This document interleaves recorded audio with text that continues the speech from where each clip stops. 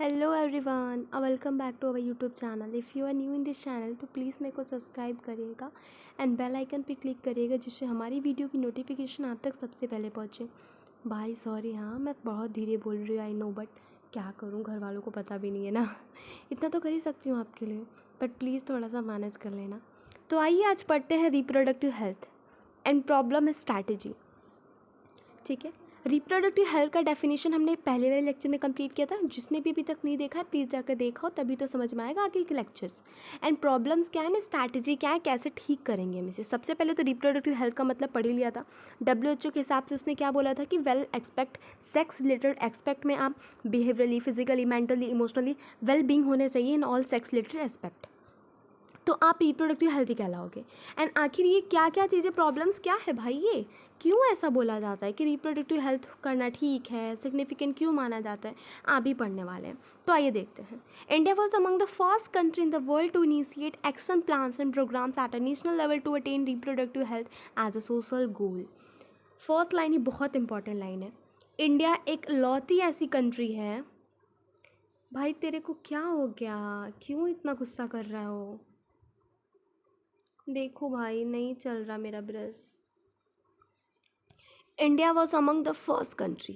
अब इसको भी प्रॉब्लम है। पूरी दुनिया को आज ही प्रॉब्लम हो रही है। देखो, वही बोला कि इंडिया एक लौती ऐसी कंट्री है जिन्होंने 1951 में पहली बार इन्होंने एक एक्शन प्लान को इनिशिएट करवाया था। पूरे वर्ल्ड में एक लौती कंट्री जिसने एक किसी भी प्लान को नेशनल लेवल पे अटेन कराया था। और वो क्या था? Total reproductive health as a social goal लिया था। क्योंकि पहले से ही हमारी कंट्री में पॉपुलेशन बहुत जल्दी इंक्रीज़ हो रहा था, बहुत जल्दी। इसकी वजह से इंडिया ने सबसे पहले एक्शन लिया था। ये इंपॉर्टेंट लाइन है, प्लीज़ आप इसे रट लियो, बहुत इंपॉर्टेंट लाइन है। 1951 में इंडिया एक ऐसी इकलौती कंट्री है जिन्होंने वर्ल्ड हेल्थ ऑर्गेनाइजेशन स्टार्ट कराया था, जिसको उस टाइम पे बोला जाता था फैमिली प्लानिंग प्रोग्राम। ठीक है, ये प्रोग्राम पहले माना जाता था फैमिली प्लानिंग प्रोग्राम। और नाउ हम अब इसे जो पढ़ते हैं ना, अब इसका नाम जो है ना बदल करके रख दिया गया है RCH programme.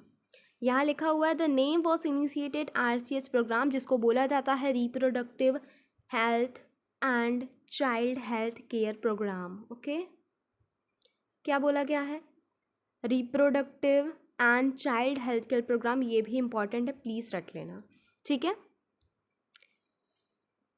Creating awareness among, अब इसका क्या क्या है, मतलब इसके वर्क क्या है, इसका मेजर टास्क क्या है, वो सब पढ़ेंगे। Creating awareness among people about various reproduction related aspect and providing facility and support for building up a reproductively healthy society at the major task under this programme.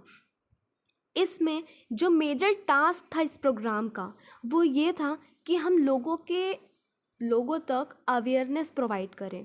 ठीक है, फैसिलिटी दें ताकि reproductive healthy society बन सके। एक major task लिया गया था। ठीक है, आखिर ये टास्क को कैसे इनिशिएट किया गया, कैसे कंप्लीट किया गया, अब हम वो पढ़ने वाले हैं।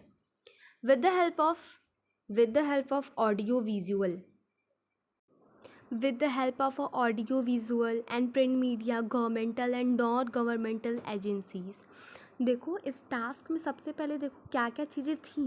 तो सबसे पहले इस टास्क का मेजर काम था, RCH प्रोग्राम का मेजर टास्क ये था कि हम सब तक क्या पहुंचाएं, एक अवेयरनेस प्रोवाइड करें कि भाई रिप्रोडक्टिव हेल्थी सोसाइटी कैसे बनानी है, कैसे बिल्ड करना है। तो किसके थ्रू फैलाते थे? तो सबसे पहले ऑडियो विजुअल समझ रहे हो ना, जहाँ से वॉइस भी आए, जिसको हम देख भी सकें, जैसे टीवी वगैरह हो गया। प्रिंट मीडिया, यानी कि हम लिखे हुए अक्षरों को पढ़ करके नॉलेज प्राप्त कर सकें। And governmental and non governmental agencies की हेल्प से have taken various steps to create awareness among the people about the reproduction related aspects। इन्होंने बहुत सारे ऐसे टास्क, इन्होंने बहुत सारे ऐसे स्टेप किए थे जो कि अवेयर कर रहा था पीपल को, ताकि हम रिप्रोडक्टिव हेल्दी सोसाइटी बना सकें। Parents, other close relatives, teachers and friends also have a major role in the dissemination of above information. इन सारी इन्फॉर्मेशन को पेरेंट्स तक भी पहुंचाई जाए, क्लोज रिलेटिव तक भी पहुंचाई जाए, टीचर तक फैलाई जाए एंड फ्रेंड्स तक. अगर आपको पता है तो आप दूसरों को बताओ इस चीज़ के बारे में, तो उनको भी इन्फॉर्मेशन मिलेगी. और major task, introduction of sex education in schools should also be encouraged to provide right information to the young so as to discourage children from believing in myth and having the misconception about sex related aspects. Sex education school में most important topic बन जाता है. भाई आजकल तो ऐसा हो गया है कि भाई दूर रहो, कुछ तो गलत है, ये इस वर्ड को लेकर के बहुत ही मिसकॉन्सेप्शन फैलाया गया है. एंड पहले से अगर सेक्स एजुकेशन स्कूल में पढ़ाई जाए, दी जाए उन्हें इन्फॉर्मेशन, तो इतना हवा नहीं बनेगा ना. और साथ में चिल्ड्रन जो रहते हैं ना, मिथ का मतलब होता है कि भाई वो जिस चीज़ के बारे में गलत सोच रहे हैं कि भाई ये तो गंदी चीज़ है, ऐसा है, भाई हम भी उसी जगह से आए हैं, वैसे ही आए हैं, तो इतना मिथ रखना वो is not a very good deal. तो उस चीज़ को, उनके मिसकॉन्सेप्शन को सही करने के लिए, सेक्स रिलेटेड एस्पेक्ट की नॉलेज इन्फॉर्मेशन देने के लिए स्कूल में सेक्स एजुकेशन इम्पॉर्टेंट है. प्रॉपर इन्फॉर्मेशन हमें प्रोवाइड करनी चाहिए रिप्रोडक्टिव ऑर्गन्स के बारे में. एडोलेशन मतलब 18 से 24 के एज वाले जितने भी लोग होते हैं, 12 से 18 तक के जितने भी बच्चे होते हैं, अपने रिप्रोडक्टिव ऑर्गन्स में क्या चेंजेस दिखाई देते हैं. Safe and hygienic sexual practices के बारे में बताई जाए, एसटीडीज़ के बारे में इंफॉर्मेशन दी जाए, एड्स के बारे में. ये सारी नॉलेज हमें देनी चाहिए स्कूल्स वगैरह में. और स्पेशली जो कि एडोलेशन एज ग्रुप के हैं, जो कि lead to reproductive healthy life. People को एजुकेट करना, स्पेशली जो फर्टाइल कपल हो गए ना, मैरिजेबल एज के जो हैं, उनको बताया जाए कि आखिर बर्थ कंट्रोल कैसे हैं, क्या है, इनके बारे में बताया जाए.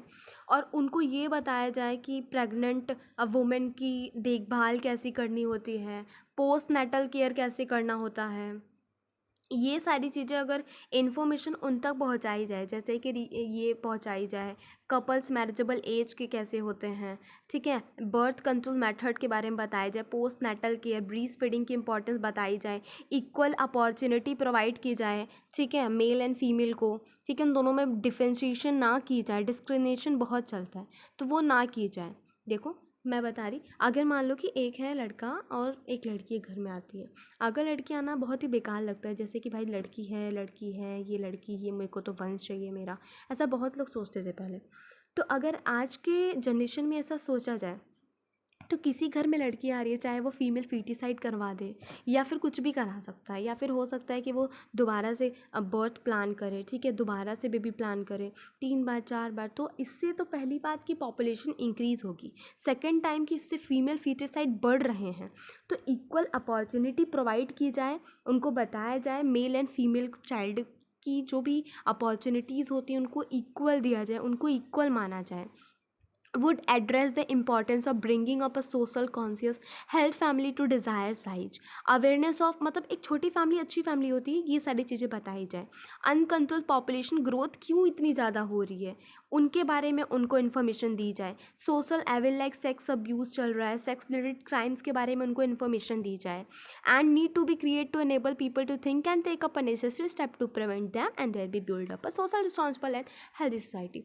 इन सब के बारे में अगर उन तक अभी से इन्फॉर्मेशन दी जा रही है, लोगों के पास अवेयर किया जा रहा है उन्हें, तो एक हेल्दी सोसाइटी बनाने में हम बहुत ज़्यादा दूर नहीं हैं, हम एक अच्छी हेल्दी सोसाइटी बना सकते हैं. Successfully implementation of various action plan to attain reproductive health required from infrastructure facility professional expertise and material. देखो किसी चीज़ को बनाने में सबसे पहले तो हमें अच्छी अच्छी चीज़ें चाहिए होती है, जैसे अच्छा इंफ्रास्ट्रक्चर चाहिए, फैसिलिटी चाहिए, ठीक है, हॉस्पिटल फैसिलिटी अच्छी चाहिए, हमारे पास मटेरियल होना चाहिए. तो किसी भी अगर किसी एक्शन प्लान को इनिशिएट कर रहे हैं तो ये सारी चीज़ें हमें होनी चाहिए. These are the essential to provide medical assistance and care to people in reproductive related like pregnancy, delivery, STD, abortion, conception, menstrual cycle and infertility. Medical facility अच्छी होनी चाहिए, ठीक है। पीपल जो केयर कर रहे हैं रिप्रोडक्टिव रिलेटेड प्रॉब्लम्स को, लाइक प्रेगनेंसी, ये सारी चीज़ों की जो भी केयर टेकर है ना, वो भी थोड़े से एक्सपर्ट होने चाहिए, ठीक है। Implementation of better technique and new strategy, हर बार देखो बनाते रहोगे, अलग अलग टेक्निक बना रहे हो, अलग अलग स्ट्रैटेजी बना रहे हो, टाइम टू टाइम कोई चेंजेस कर रहे हो, जिससे कि हमारी सोसाइटी जो है ना कुछ बहुत सीखेगी एंड पीपल जो है ना नॉलेज उससे मिलती रहेगी उन्हें। अब बात करते हैं हम statutory ban on a amniocentesis. एक एमनियोसेंटेसिस एक टेक्निक थी ना, जिसका थ्रू हम इंडिया में तो मेनली क्या किया जाता था, होता किस लिए है पहले वो जानो। तो जो ये हमारे पास एमनियोसेंटेसिस है ना, इसके थ्रू हम जेनेटिक डिसऑर्डर को बता दिया करते थे कि जब बच्चा एम्ब्रायो स्टेज में होता था, बहुत फीटस स्टेज में होता था, उस टाइम पे ही उसका एमनियोटिक फ्लूइड निकाल करके हम चेकअप करके कुछ तो चेक किया करते थे डॉक्टर्स, एंड एमनियोसेंटेसिस के टेक्निक के थ्रू हम बता देते थे कि इसको कौन सी जेनेटिक प्रॉब्लम है, कहीं तो कहीं डाउन सिंड्रोम तो नहीं है, कहीं सिकल सेल एनीमिया तो नहीं है, कहीं थैलेसीमिया तो नहीं है, मतलब जेनेटिक डिसऑर्डर्स को ये बता दिया करते थे।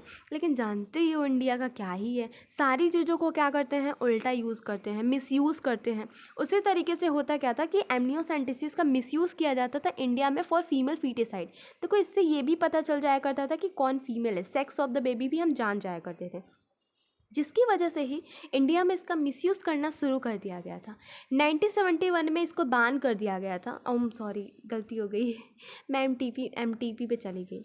मैं ये बोल रही थी कि जो एमनियोसेंटेसिस इसको बैन कर दिया गया था इंडिया में, क्योंकि बहुत सारे लोग इसका फीमेल फीटिसाइड में मिसयूज़ किया करते थे। अब सेक्स ऑफ द बेबी जान गए तो अगर वो लड़की होती थी उसे मार दिया करते थे, ऐसे ही कहीं छोड़ दिया करते थे। तो इसकी वजह से लीगली चेक कर लेते थे ना भाई कि फीमेल फीटिसाइड बहुत बढ़ गया था, इसकी वजह से ही यहाँ पे इसको बैन कर दिया गया था। आर सम प्रॉब्लम्स अब पढ़ लेते हैं एक बार, ठीक है।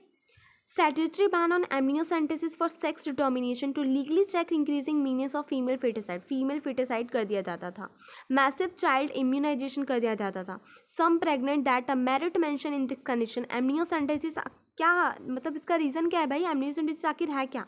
इन amniocentesis some of the amniotic fluid निकाल करके डेवलपिंग फीटस में से हम फीटल सेल्स में कुछ होते थे, उसमें डिजॉल्व सब्सटेंस होते थे, उसको निकाल करके हम प्रोसीजर किया करते थे और टेस्ट करने के बाद हम उसके जेनेटिक डिसऑर्डर जैसे कि Down syndrome, haemophilia, sickle cell anaemia, ये सारे जेनेटिक डिसऑर्डर को पता कर लिया करते थे, ठीक है। लेकिन इसका लोग मिसयूज़ करने लगे, जिसकी वजह से इसको बैन कर दिया गया। अब बात करते हैं कुछ रिसर्च की, ठीक है। Research on the various reproduction related area and encourage, देखो बहुत जगह ना बहुत सारी चीज़ें देखो डिस्कवरी होती चल रही थी। तो government and non governmental agencies ऐसे कुछ मेथड्स को फाइंड कर रही थी। उन्होंने एक तो मेथड पता नहीं कैसे ला लिया। आपको पता है सहेली एक ओरल पील है, याद रखना अभी के लिए, बाद में हम दोबारा पढ़ेंगे। सहेली एक ओरल पील है, इसको बोलते हैं ओरल पील्स। एंड ये जो पिल्स होते हैं ना वो फीमेल्स के लिए होता है। एंड इसका यूज़ क्या, इसने बनाया किसने था, तो साइंटिस्ट ने बनाया था ड्रग रिसर्च सेंटर ने, central drug research institute CDRI Lucknow में जो लोकेटेड है, इंडिया में ही लोकेटेड है, इन्होंने इसको बनाया था। अब देखो बेटर अवेयरनेस चाहिए सेक्स रिलेटेड एस्पेक्ट में, तो देखो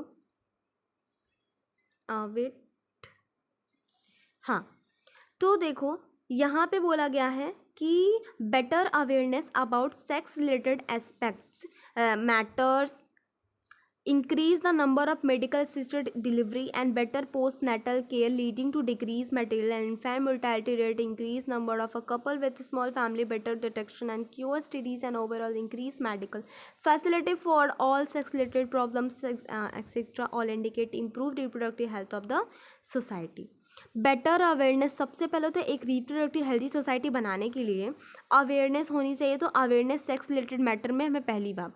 दूसरी चीज़ है कि मेडिकल फैसिलिटी को भी सही करना पड़ेगा। एंड बेटर यानी कि बच्चा पैदा हो जा रहा है तो मदर की केयर कैसी करनी है, बेबी की केयर कैसी करनी है, वो सब आना चाहिए, जिसकी वजह से infant mortality rate and maternal mortality rate कम हो जाए। एंड नंबर ऑफ़ कपल्स जो कि आ रहे हैं मैरिजेबल एज में, ठीक है, तो उनको बताया जाए कि बर्थ कंट्रोल मेथड्स के बारे में, कॉन्ट्रासेप्शन के बारे में, स्मॉल फैमिलीज़ रखें उसके फ़ायदे बताए जाए, बेटर डिटेक्शन की जाए, अगर एसटीडीज़ है क्योर किया जाए, पहले ही बता दो तो वो क्योर हो सकता है।